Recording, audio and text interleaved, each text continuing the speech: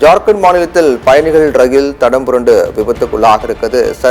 சரக்கு ரயில் மீது மோதியதால் இந்த விபத்து ஏற்பட்டிருப்பதாக கூறப்பட்டிருக்கிறது. ஹவுராவில் இருந்து மும்பை செல்லக்கூடிய விரைவு ரயில் இன்று அதிகாலை 3:30 மணி அளவில் தடம் புரண்டதாக கூறப்படுகிறது.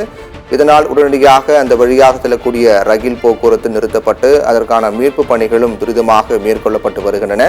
ஜார்க்கண்ட் மாநிலத்தில் பயணிகள் ரயில் தடம் புரண்டு விபத்துக்குள்ளான சம்பவம் மீண்டும் பரபரப்பு ஏற்படுத்தியிருக்கிறது. ஏனென்றால் சமீப நாட்களாகவே ரயில் விபத்துகள், ரயில் தடம் புரள்வது உள்ளிட்ட சம்பவங்கள் தொடர்கதியாகி வரக்கூடிய நிலையில் அதையொட்டி தற்போது ஹவுராவில் இருந்து மும்பை செல்லக்கூடிய விரைவு ரயில் இன்று அதிகாலை 3:30 மணி அளவில் தடம் புரண்டிருக்கிறது.